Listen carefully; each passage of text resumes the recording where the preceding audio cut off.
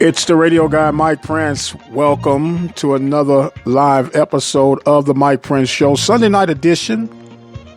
We always try to have a rabbit in the hat for you. Tonight will not be an exception to the rule. Our special guest on this evening will be Associate Commissioner of the Southwestern Athletic Conference, none other than Dr. Jason Cable. He is the sole one on the list tonight. So we'll have a lot to discuss with him. We'll talk about the weekend that could have been, but COVID said not so in the SEC. We'll talk about the faith of the MEAC. Some say that the clock is winding down right now to see what's going to be what. I came up with a scenario that I'm going to share with you guys, see what you think. We even took a poll on it, and you spoke that way. And we'll talk about the Ivy League. The Ivy League has made a huge announcement that usually impacts the way of the rest of the world as far as collegiate athletics go. So we got a lot to talk about, and we might as well get right into it here on the Mike Prince Show, right here at the Open Mic Broadcast Network. And while we're doing that, we want to remind you guys to help support those that support us here at the Open Mic. Brazos Valley Schools Credit Union, the 13 different locations to serve you. We also have the Temple of Refuge Ministries located in Prairie View, Helping Hands Lawn Service located in Waller County. We also have the Prairie View Athletic Club. Got a big getting to know you gathering coming up December 20th. We'll tell you about that throughout the rest of the month leading up to that event. Also want to take the time to acknowledge the Purple Drip Daiquiri and Grill. Exceptional food. Great opportunity for you to support local sponsorship. Their number 346-978-2875. Be sure to call them. They have late hours, great food. If you like Caribbean food, you definitely want to give them a shout. Big day for the Pittsburgh Steelers. I had them scheduled to play the Jaguars, but they're playing the Bengals. They're taking care of business as we speak. And it looks like we'll be 9-0 headed into the Jags. That game still makes me nervous as all get out. The Cleveland Browns squeaked past the Houston Texans, and Chubb did the noble thing. He did a selfless thing. Broke open with a 59-yard run and could have scored the touchdown, but he opted not to score, to let the clock continue to run, secure the win.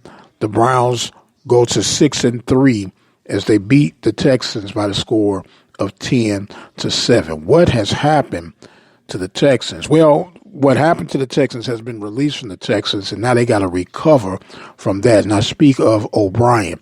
He single-handedly dismantled that program. And speaking of a program being dismantled, what is going on with Michigan? They lose again. Indiana continues to roll. They got a big matchup this week against Ohio State, number 3 ranked Ohio State, I might add. And Indiana, will the carriage turn into a pumpkin come this Saturday, or will they continue to roll with their magic? A lot of football remain to be seen at the moment, but with the way COVID has been going on, who knows? High school football, Waller fell short to the Porter Spartans on Friday, 41-28.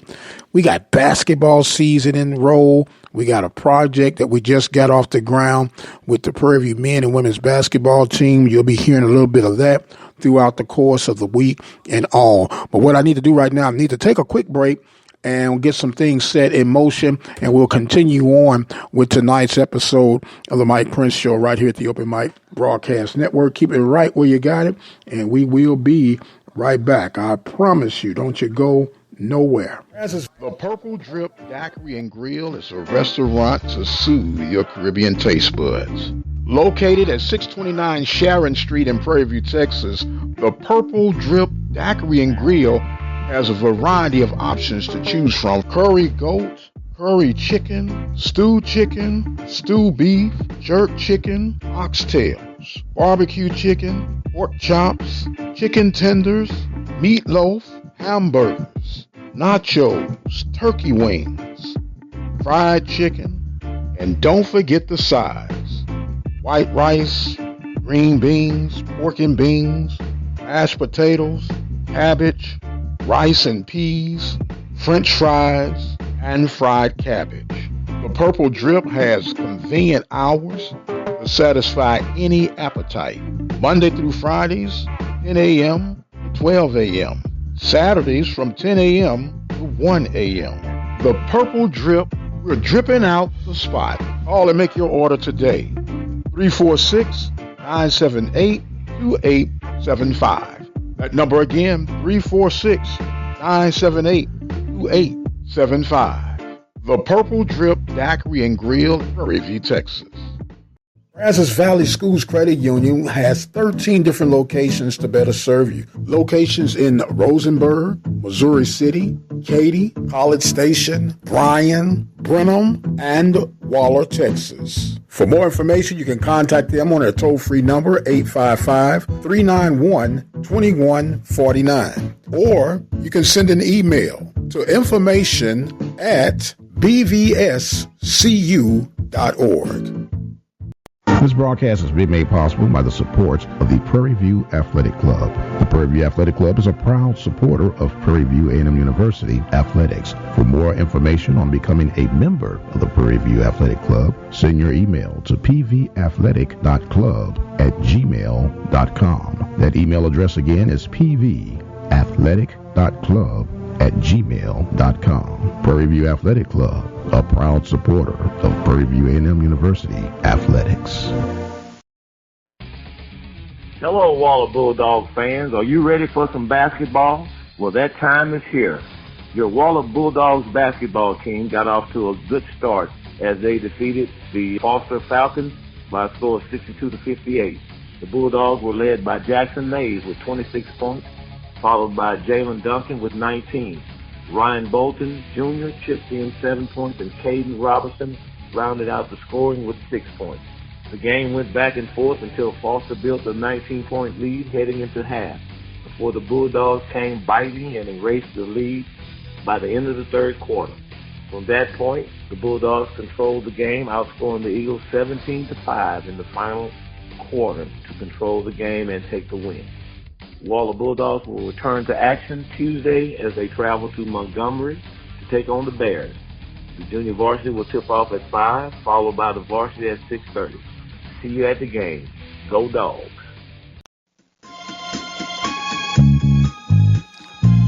And welcome back, ladies and gentlemen, to the Mike Prince Show live Sunday night edition. Mike Prince here with you. Of course, our Twitter handle is at the Mike Prince Show. The YouTube channel is Open Mic Broadcast Network. Subscribe to those today and never miss what's going on here at the Open Mic Broadcast Network. You heard the basketball report. Well, it is basketball season. Waller Bulldogs victorious over the Foster Falcons, 62-58. We will be having basketball here for the Open Mic Broadcast Network. We'll be having Hempstead basketball, Rose Hill basketball, and don't tell nobody, we're going to have a little PV basketball too, right here at the Open Mic Broadcast Network. So be sure to keep it locked in. Tell somebody about the new and exciting things that are going on here at the Open Mic Broadcast Network.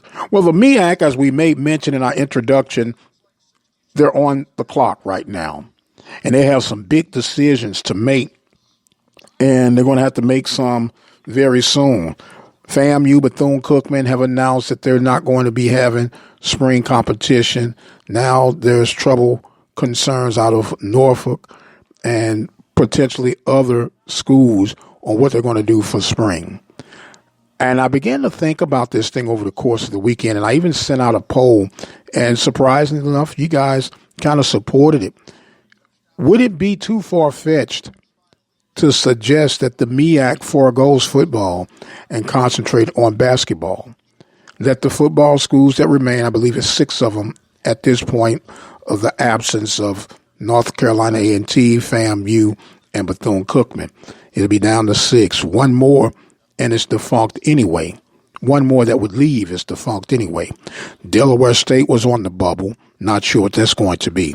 So if you go back to the drawing board and you vacate football only, you keep the other sports, because let's be honest, the MEAC has a phenomenal basketball tournament.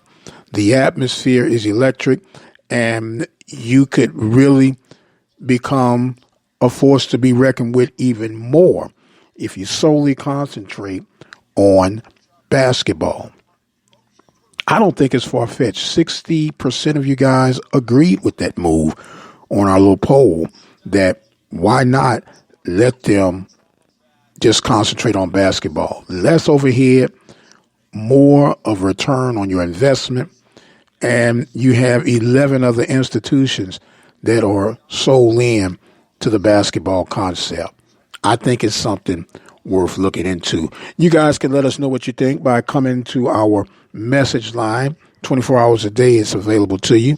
713-570-6736.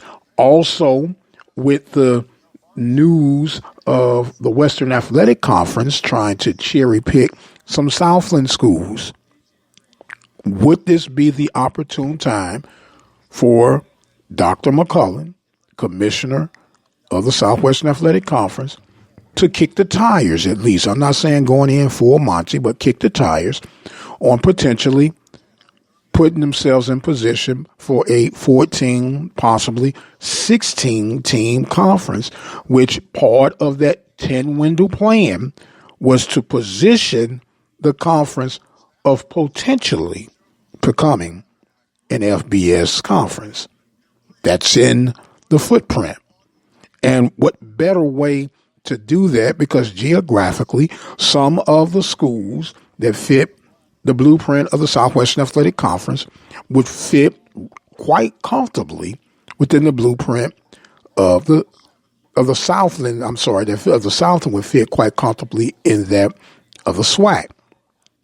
Never say never. The bottom line is you want to make the best moves economically for the conference as a whole, and we understand that the true money is coming from television. That's where the deals are going to be made. And that's why I'm very apprehensive about us having a full spring football season, because when you add up the costs to the return, the money is not there. And in order to have success, we, FCS programs, HBCU institutions, are solely dependent. I won't say solely, that's too strong, but mostly dependent on butts in the seats. And if you're not going to be able to sell the tickets, you're not going to be able to make the money necessary to make. But we will talk about that a little bit later, maybe with our guest coming up, Dr. Jason Cable of the Southwestern Athletic Conference. We want to get him set up for the Brazos Valley Schools Credit Hotline, and we'll be back, hopefully, with Doc on the line when we return. You listen to the Open Mic Broadcast Network, the voice of student athletics. I am the radio guy, Dr. Mike Prince. Keep it where you got it, and we will be right back. I promise you that. Don't you go nowhere. Are you one of the many Americans that deal with the effects of diabetes? Diva Skin Conditioner could be the remedy that you need. Diva Skin Conditioner is a formulation that was designed with you in mind. Diva Skin Conditioner comes with a money-back guarantee. That's how confident they are in their product. For more information, visit divafeet.com. That's D-I-V-A-H, feet.com. Or you can speak with a representative by dialing 903-270-0026. Hello, I'm Dr. Mike Prince, the pastor of the Temple of Refuge Ministries located in Prairie View, Texas. I am extending a personal invitation to you to come and worship with us Sunday mornings, 10 a.m. Central Standard Time. Simply dial 857-777-0000 and join us for our morning worship. In the event that you miss us live, you can always go to our on-demand center at 720-721-1558 to listen to our latest sermons and Bible studies. Temple of Refuge Ministries, where we're building the kingdom, one soul at a time. Numbers to dial again for our live sermons, 857-777-0000, and on demand, 720-721-1558. Be blessed. Let's face it, from time to time, we'll have a need for an attorney, whether it's the case of a DUI, DWI, or any other circumstances that would find you on the other side of the law. Attorney Lee Van Richardson, located at 1047 Austin Street, is the one to call. Attorney Lee Van Richardson and his staff are equipped to help you get through your legal battles. Attorney Lee Van Richardson, 979-826-8008 in Hempstead, Texas. This is Rob Butler with your Southland Report. Trey Self threw for a pair of scores, and Jaquarian Turner ran for 109 yards as the Lumberjacks beat Division II member Pittsburgh State 26-7 in Nacogdoches. SFA is now 6-3 on the year as they travel to Memphis Saturday to finish their season. I look for SFA to hang tough for a quarter or two before Memphis finally pulls away and wins this game 42-17 over the Lumberjacks. Luke Hales threw a 12-yard touchdown pass to LaJuan Winningham to cap a nearly 8-minute drive in the fourth quarter, helping Central Arkansas beat Eastern Kentucky 37-25 on Saturday night. Central Arkansas is now 5-4 on the year. They jumped out to a 24-0 lead early in the second quarter. Eastern Kentucky then went on to build a 25-24 lead late in the third. Hales was 20 of 32 for 324 yards passing with 2 touchdowns. Tyler Hudson had 8 catches for 154 yards, including a 69-yard touchdown. Winningham finished with 5 receptions for 77 yards. Central Arkansas travels to Lafayette Saturday to close out their season against the Raging Cajuns. Louisiana could very well get a spot in a New Year's Six Bowl as they're 7-1 this year. I look for Louisiana Lafayette to win this game 38-17 over the Bears. Abilene Christian is 1-4 this season. They travel to Virginia, who's 3-4, to close out their season against the Cavaliers. The Wildcat offense is led by quarterback Peyton Manziel. I look for Virginia to win this game 49-10 over Abilene Christian. That's Rob Butler, Open Mic Broadcast Network. And welcome back, ladies and gentlemen, to the Mike Prince Show Sunday Night Live. You heard the Southland Report, but we're going to scoot that to the side just for a minute. I am excited to introduce to some and present to others the Associate Commissioner of the Southwestern Athletic Conference, none other than Dr. Jason Cable. How you doing, sir? I'm doing well. How are you? Well, you know what? I'm doing great, man. I found out over the break that you are a Steelers fan, so you have an open invitation anytime on this show to come back and not just talk swag, but talk Steelers football anytime. I would love to. Thanks for the open invite. Yes, sir. Well, look, there's no doubt that there are a lot of moving parts going on right now with COVID. It's been like that since March of 2019. It's amazing how the balancing act moves forward, but yet you're still getting a lot of things done. A lot of sponsorships have been added on, and hopefully we get a chance to break into that. And things are moving forward with the conference is concerned. Basketball season right around the corner. So bring us up to speed, sir, on what life is like in Birmingham, Alabama. Oh, life is good. It's to be expected at this time of what we like to call the new norm. But we're working every day, planning for the unknown. It's our pretty much our long task right now. So just trying to figure out, like everyone else in the country, is how to land the plane of the spring season. Yes, sir. And before we get a little bit more into the spring season, a lot of people, they wonder, how does one make it to the conference office? So if you wouldn't mind, sir, for my listeners who might not be aware with the basketball career that you had and your professional ranks, how did you end your journey from whence you came to the conference office? Oh, yes. Start off as a student athlete at Alcorn State University. Played basketball under David L. Whitney, Hall of Fame coach. From there, I graduated, was fortunate enough to obtain a graduate assistantship coaching basketball. And then just by the luck of the draw, about a year after my graduate assistantship, assistant coach left, and I was able to become an assistant coach. Did that for, I think, 5 years. And came to a fork in the road. The staff was let go, so I had a decision to make whether I wanted to chase coaching or get into administration. So I was able to get into administration shortly thereafter. And through this, I guess, through my 15-year period, I've worked in compliance. I've worked in academics. I worked in athletic training. I mean, I pretty much touched every department within athletics. But my roots, started from a student athlete and just gaining interest in the business, throughout my career.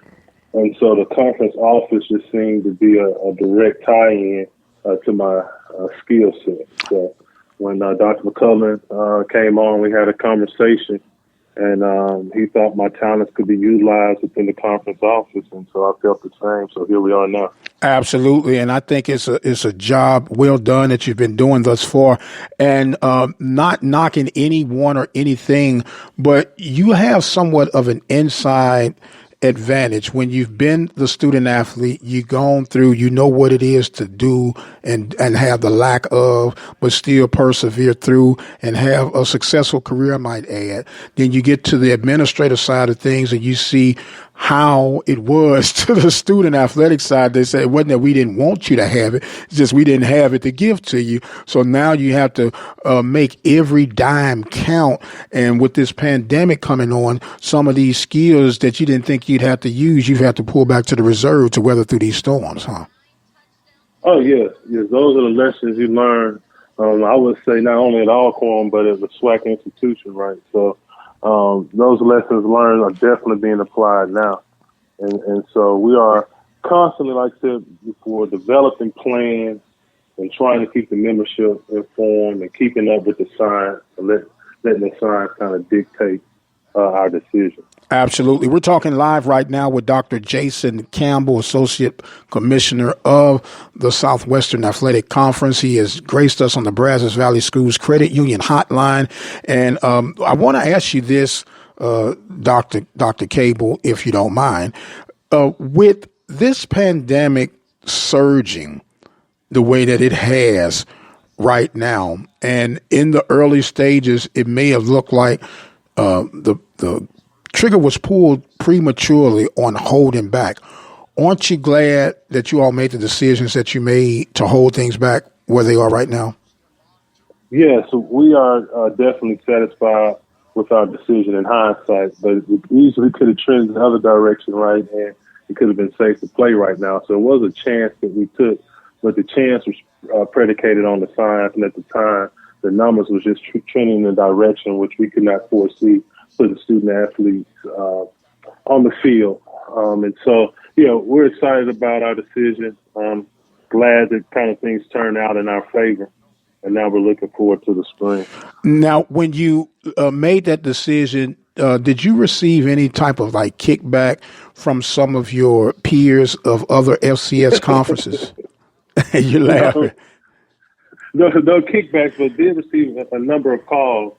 And then shortly after our decision, we saw a number of schools creating plans and number of conferences creating plans for the spring. So we got out ahead of it. Our President's Council ultimately made the decision, and we supported their decision. So no kickbacks, but did get some phone calls. Okay, so what people are asking, the little commercial, I won't call their name out because they don't pay to be on this program, but they say, "Are you crazy?" Did you get some of those calls?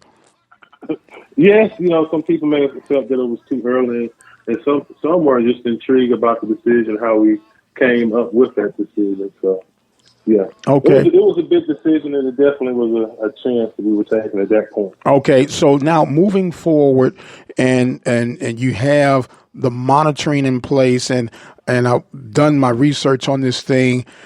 Monitoring is a bit different from testing, and you go with your CDC recommendations, but how are we, I guess, handling the challenges of testing for the spring, for us football and all other sports that will be governed to ensure the safety of the student athletes?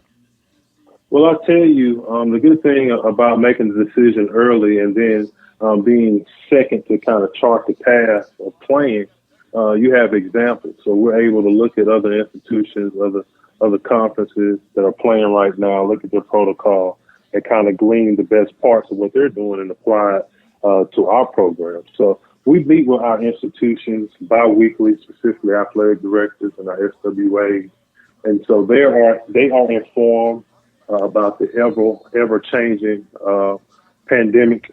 And so that could be a daily adjustment or a weekly adjustment, but all of our membership, they are informed about CDC guidelines, and they're regularly reviewing their CDC guidelines in their area. So I think to answer your question, the protocols that have been in place and been put in place by our institutions should be, working, I would say, well by the time we have our first conference contest. Well, I know this has been a scheduling nightmare, and heaven help if you have to postpone some games and rearrange. Do you have a contingency plan in the event you have to cancel some games?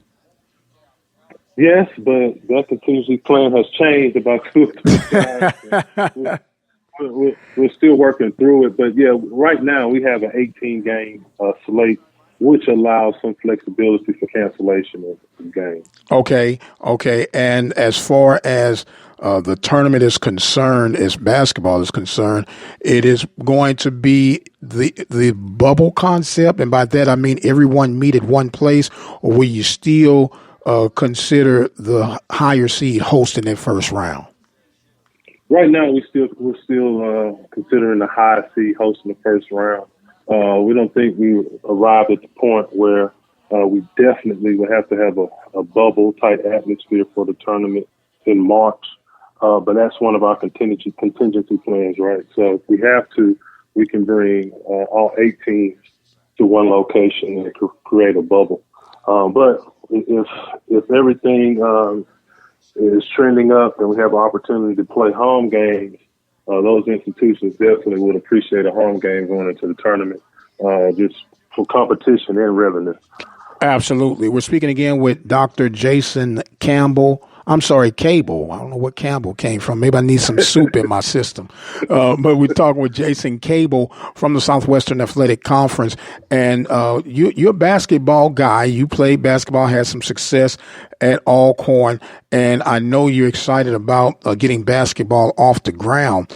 Now, with the addition of Bethune and FAM coming, and I'm kind of getting a year ahead of time, will there be an increase of teams playing in tournament play, such as basketball, baseball, softball, or will it stay at the 8? And so we're in the process of, that's one of the things moving forward, we're in the process of voting on right now. So we have a couple of different scenarios on the table that are being reviewed, and we should have an answer here pretty soon. But the idea is you would increase your tournament size with adding more teams. And that's one thing that we're debating right now. It's just the number and how many games we play on campus for the tournament and how many games we play at a neutral site. Okay, well, I'm an advocate for keep it at 8. Personally, you got to earn something, right? You got to earn your biscuit at some time, right? Is that being too harsh? I would say that. I mean, I would say that we've had years where we've had, more than 8 teams, or could have more than 8 teams that could win the tournament. That's not a far reach. It's not a far reach, and I get it. What it said, well, you want the student athlete to have an experience, and my take is this, and I know I'm a bit old school. If you are fortunate enough, regardless of the squad that you're representing, the institution you're representing, to put on a uniform and play Division I or any collegiate level athletics, that's the experience within itself. And you're getting an opportunity to improve your educational experience. What else could one ask for? At least earn your way to the playoffs. Is that too harsh, brother? No, that's very compelling. He says, yeah, I mean, maybe it's just me, and I'm okay with that. But we can't just keep giving people everything, can we? No, I agree. But you also want those Cinderella stories. Right? Well, yeah, Cinderella, and you know what happens with Cinderella at the end, right? What happened? The courage turned into a pumpkin. And, it was back to reality. Because now, if we do that, because the tournament, and this is just Mike 101, the regular season champion means something, but it doesn't mean anything if the Cinderella wins the championship game and you don't have your best team representing the conference on a limited bid. Right. So I get it.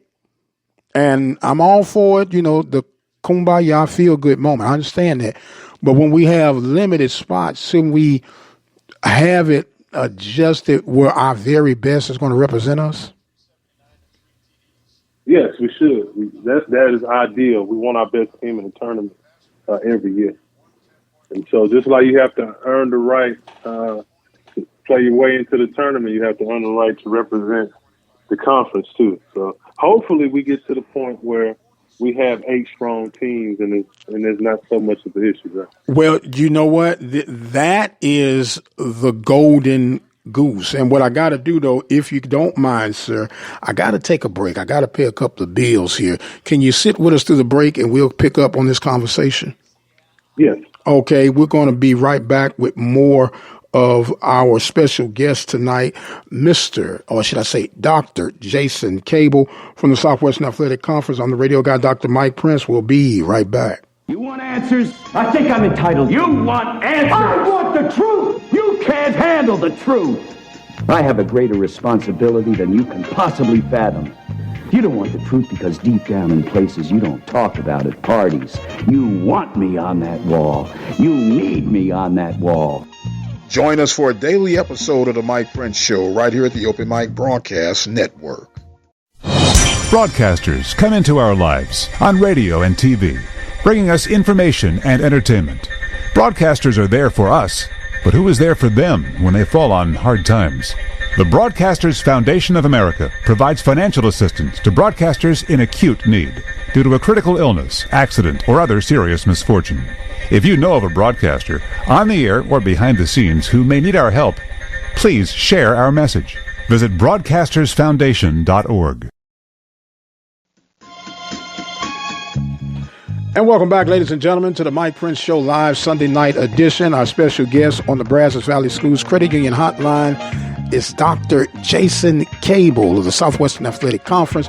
And we were talking about this tournament and all this, that, and the other. But I want to go about talking about some of these sponsorship deals we got. We just signed a big deal with Academy, and the hits just keep on coming. Lay out, if you can, sir, what exactly and how this is going to work for all the schools that are connected to this Academy deal. Yeah, I guess the simplest way to explain it is revenue distribution, right? So we obtain a sponsorship from Academy that reaches out to all 10 of our institutions.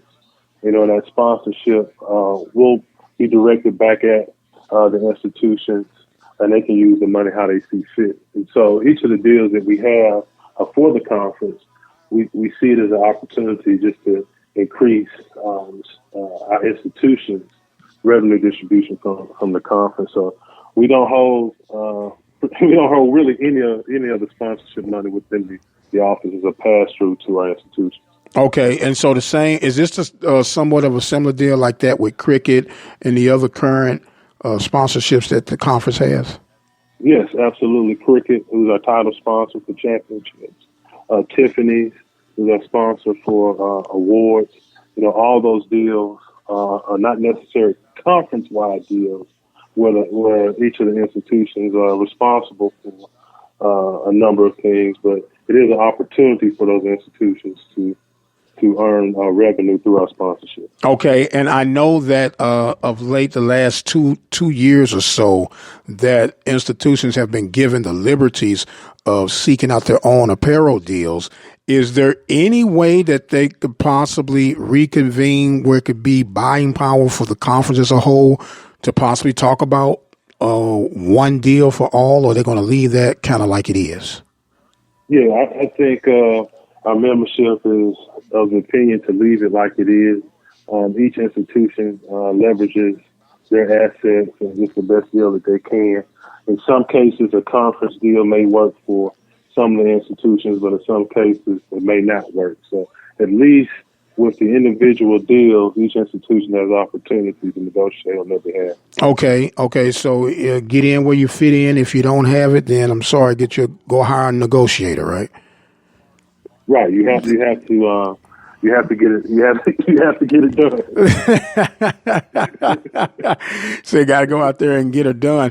Now, as far as with COVID has restructured how media events are going on, you just had your social media basketball media day, and I'm projecting that that's going to be in the future for football and any other events that you would be having. Are you looking at doing any type of remote broadcast opportunities through the SWAC Digital Network, or how are you looking at those kind of things as far as presenting games for SWAC Nation? Yeah, so we are working on a studio in our building right now. It should be up and running prior to football season. We do intend to have both remote and, if possible, on-site broadcasting. So nothing really is going to change in terms of our ideas for the screen. But as you said, we just may have to deliver some of them in a virtual space. Okay, and I believe if I understand Dr. McClellan, like I think I understand him, a lot of people like to use a word that I don't want to call, so I'm just going to say he's very economically conscious, okay? And being very economically conscious, then these are some things that have been proven to work. They're proven that people will watch them and will engage with them. So if it's not broke, why not let it ride? Yeah, absolutely. And you said it right about the commissioner, but he definitely does not substitute cost for quality. He wants the absolute best deal available. Right. And so yes, you're exactly right. The virtual space, anything you can do remotely, people are still engaged, people are still interested. So we definitely want to use that to our advantage. Absolutely. Now, and we talk about the future, and we talked about the potential of increasing revenue, and people call me crazy, but I got to do it and think, outside the box from time to time. We know that we have 12 right now, and 12 is a nice, strong number, but looking for revenue increase, television deals, and part of the 10-year window growth plan of potentially, and I use that word very loosely, potentially becoming an FBS conference. Would it be advantageous to add 14 or 16 teams to the conference? Yes, I would say yes from a TV perspective, from a brand perspective, and from a growth perspective. I think adding teams, strategically adding teams to the conference increases brand, increases your opportunity to generate revenue, whether that's TV deals or sponsorship. Okay. So yes, I do agree. And with that being said, this is Mike again, and if you can't answer, then I understand that. But I'm looking at two conferences in particular that would predicate on the SWAC making this next move. And the first one is the MEAC. There is a lot of, I'm going to say, controlled chaos going on right now. They have some decisions to make about spring ball. they're on life support as far as football is concerned. And if they dip one other program, that's going to collapse their football conference as we once upon a time knew it, which then hinders us with the Celebration Bowl. When I say us, I'm talking about Southwestern Athletic Conference. Then there's another league out there who does not participate in playoffs, but they would be a very interesting piece, and they've whispered in times past that they would love to be a part of what's going on with that Celebration Bowl, and that's the Ivy League. Am I too deep on the end of the other pool to be talking like that right now? No. We've heard discussions about the Ivy League maybe being interested in a bowl type game, and so that conference versus our conference definitely would draw some interest on both sides. Right. Now, I would not do it at the expense of the MEAC, but if the MEAC were to happen to have to go out, because what I really see, because, and I hate to almost admit this, but the MEAC basketball tournament is a little bit stronger than the SWAC's basketball tournament. They have a much richer tradition in basketball, and we carry the card in football. It wouldn't be too far-fetched to see them. I know I'm not saying that they're doing this, and I hadn't had any secret meetings with Dr. Thomas, but I could see the logic that they tell their football institutions to go see conferences elsewhere, and they hold everything else together. Is that crazy? I don't think. I mean, the MEAC is still strong at this point. I don't see them dissolving or really make an attempt to get rid of football. Mm-hmm. I think it'll remain the same. It will remain the same, but would it be the same? That's definitely a tough question to answer. Losing North Carolina T, FAMU, and Bethune and Hampton. No, I don't think it's going to be the same, but I think Dr. Thomas has found a way to develop the conference, maybe in a different way, but still to reach the same level of sustainability. Right, because a lot of people are saying, hey, you can go and get a couple of D2 programs to move them up, but that's easier said than done because they're going to have to spend an enormous amount of money. Then there's a 2 to 4 year gap that you'd have to wait to make that official leap. And I don't see that being a legitimate option right now because there needs to be some right now moves. And I know Delaware State has been toying. They said they would hang around, but it's like they hold the aces, all the aces in their hand right now. And they are one decision away. Norfolk State is a little on the iffy side right now. So it's some harsh times right now at the MEAC. Yeah, it's definitely some different and challenging times, but we are of the position that we need a strong MEAC for the SWAC to continue to prosper. Absolutely. Absolutely. Go ahead, sir. Go right ahead. No, I was going to say, so we're rooting for them and we remain supportive. Right. Now, there's also been a lot of discussion with a lot of the ADs and commissioners throughout the nation that the NCAA should strongly reconsider reducing the requirement minimum of 16 teams down to possibly even 10. Do you see that being something that legitimately would happen, and are you in favor with that? I don't think that's a legitimate. It has a legitimate chance from reducing from 16 to 10. That's a lot. That's a huge reduction. Eliminating opportunities as well. And then the decision of which sport would you get rid of, because you still have Title IX to consider as well. And I don't want to be in none of that. And with you being in the background of compliance and dealing and understanding the madness that comes with APR, there are a lot of things about compliance that the average Joe does not understand. Could you, I guess, give us the cliff notes of some of the major things that people miss, that why some of the institutions of their choice or that they're rooting for are not able to do certain things that they want them to do?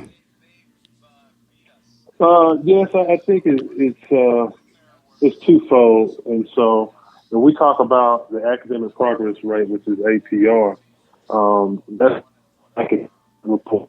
It's predicated on retention and eligibility.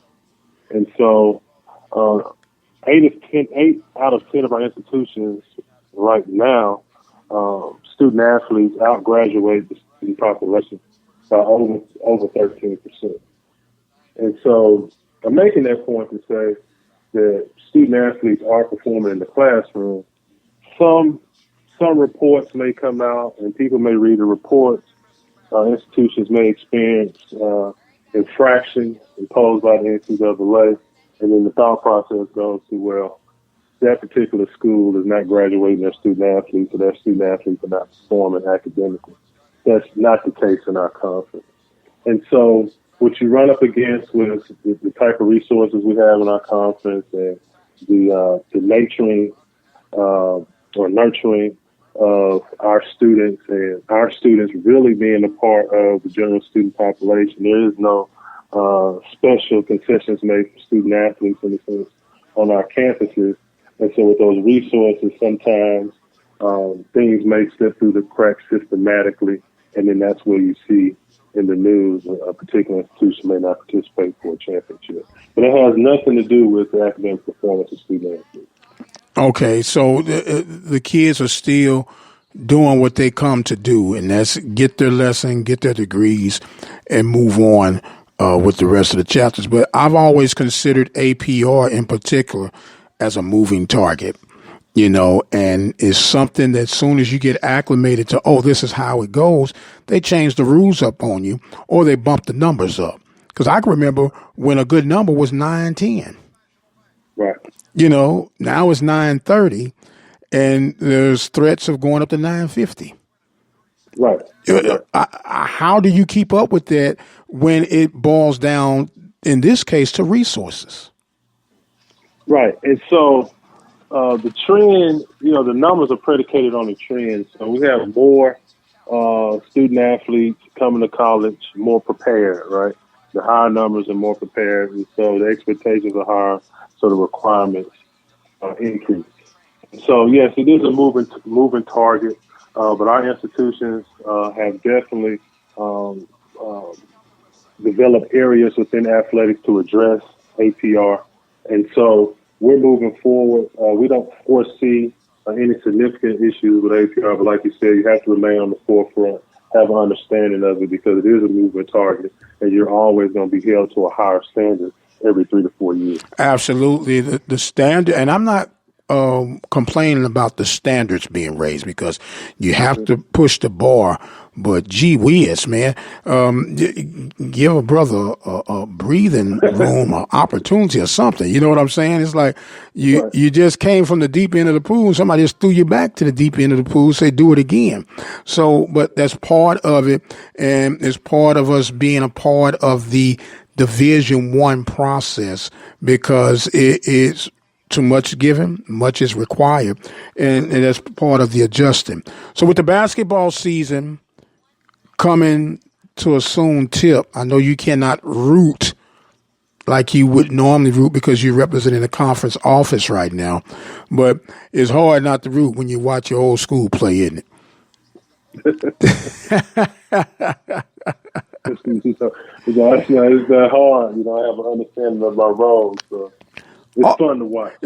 Absolutely fun to watch. You got a heck of a basketball coach, Landon Bussey, a good guy. We wish him well with the Braves as they get ready for this basketball season. And I want to take some time to thank you, sir, for making yourself available with us on tonight's episode. And we have a custom here at the open mic where we allow our guests to have some closing thoughts and comments. And the floor is now yours, sir. Well, thank you for the opportunity for being on the show. It makes it even better because you're a Steelers fan. So we have something else to talk about as well. But I just think that this time is one of reflection and really understand what's important as we go through our daily lives and how we relate that to athletics. And so at the conference office, we're eager yet patient to get going with our spring season. I feel void without football. I heard you say earlier on your call that we're playing football, but we're not really playing football because the SWAC is not participating. Absolutely, and I mean that. But we want to make sure that we're taking the proper steps at the proper time. So look forward to a spring season. Things could change, and adjustments may be made, but we just want to make sure we protect our student athletes and our institutions. At the end of the day, we want our actions to improve the conference as we continue to reach for higher heights. Absolutely. Very well said, my friend. And thank you again for joining us on the Brazos Valley Schools Credit Hotline. He is Dr. Jason Cable, Associate Commissioner of the Southwestern Athletic Conference. We're going to take us a break and we'll come back with more of tonight's episode here at the Open Mic Broadcast Network. Keep it where you got it. We'll be right back.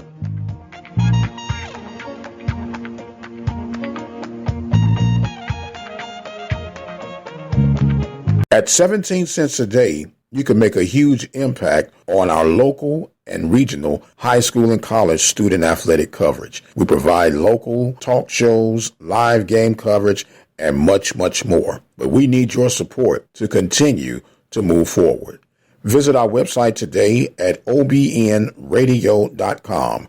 Click on the PayPal button, which is safe and secure, and become a listening partner today. Will you become part of the Open Mic Broadcast Network team? Visit that website at obnradio.com and become a listening partner today. Serving the community through faith and athletics, the voice of student athletics, the Open Mic Broadcast Network, Prairie View, Texas. Hello, this is Alonzo Hardy Jr., the president of the SWAC Alumni Association. The SWAC Alumni Association is an organization founded on December 10, 1999, at the Sheraton Hotel in Birmingham, Alabama. Its mission is to serve as a rallying ground for individuals who have made the Southwestern Athletic Conference the illustrious conference that it is today. Its membership is open to former student athletes who played in the conference in any sport, as well as to coaches, athletic administrators, staff members, game officials, and fans. Annually, the association holds a Legends Awards and Roast Banquet or luncheon where it honors individuals with Lifetime Achievement Awards, a Chuck Prophet Wagon Master Award, and occasionally a Distinguished Service Award. Proceeds from that event help to finance degree completion scholarships for student athletes who have exhausted their playing eligibility at SWAC universities, but who may still need an extra semester or two to complete their college studies.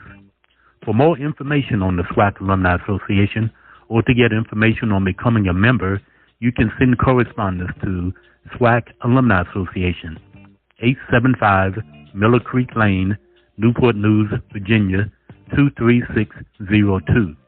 The email address is swacalumuniassociation@yahoo.com. Be the one with courage to fight child abuse. All Texans must find the courage to fight child abuse. Learn the signs and symptoms and report suspected abuse to appropriate authorities. Learn and know these warning signs. A child who undergoes changes in behavior, appetite, or routine.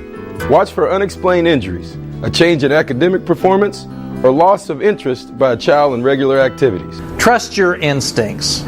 If you suspect something, do something. If you believe a child is in an abusive situation, please call the Texas Abuse Hotline at 1-800-252-5400. Be the one with courage. To find your local Children's Advocacy Center, visit onewithcourage.org. On behalf of children, thank you. Thank you. Thank you.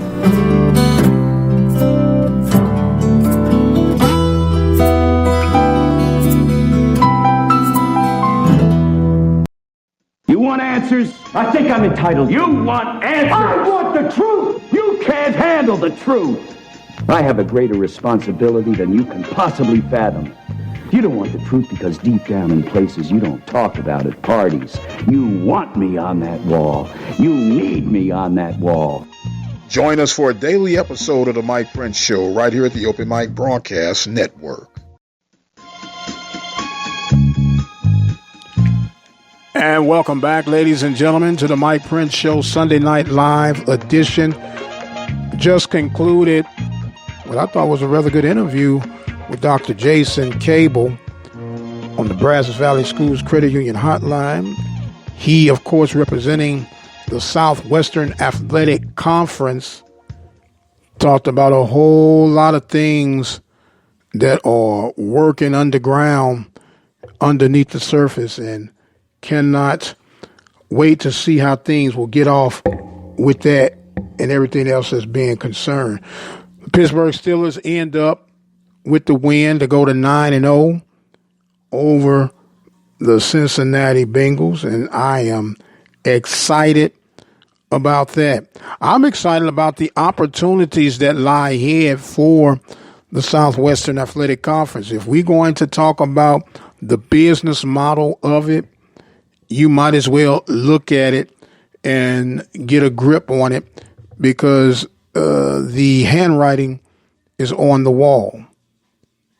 It is really life support time for the Mid-Eastern Athletic Conference. There are some tough times ahead. And I'm praying seriously that they'll be able to recover and hold on. But then in reality, I have to prepare myself for worst case scenario. And in worst case scenario, that might mean moving on without them. But I'm not going to get to that just yet.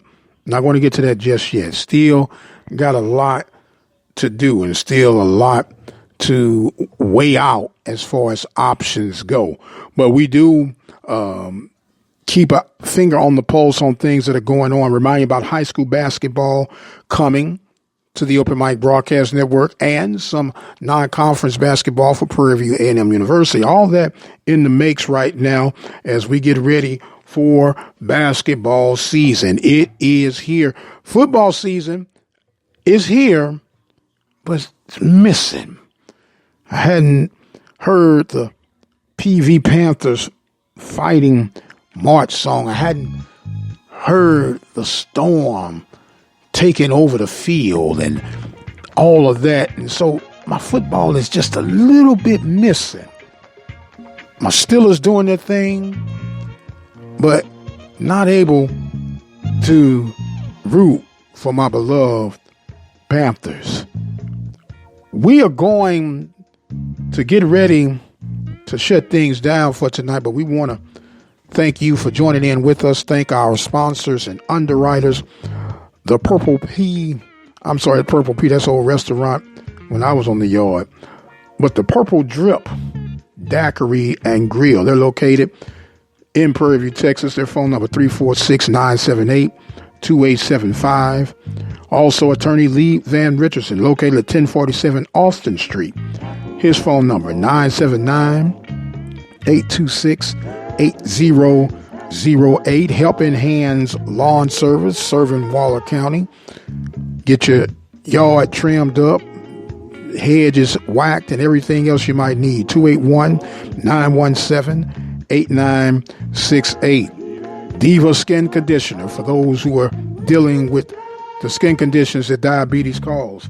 Visit divafeet.com, D-I-V-A-H feet.com, or you can give them a call at 903-270-0026. The Prairie View Athletic Club, they're having a Getting to Know You session December 20th. Stay tuned for more information. You can come and be a part of a dynamic organization that has been supporting Prairie View Athletics since 1986. Their number, 936-857-5817. Temple of Refuge Ministries, building the kingdom one soul at a time. Live broadcast Sunday mornings, 10 a.m., 857-777-0000. And last but definitely not least, Brazos Valley Schools Credit Union. 13 different locations to serve you. Katy, Rosenberg, Brenham, Bryan, College Station, and of course the new location in Waller, Texas, located at 2038 Mills Road. You can call the toll-free number at 855-391-2149. I am going to exit stage left. Thanking you guys so much for joining us. Don't forget, the Twitter handle is at The Mike Prince Show. The YouTube channel is Open Mic Broadcast Network. And until the next time, you guys be blessed, and we'll see you on the other side.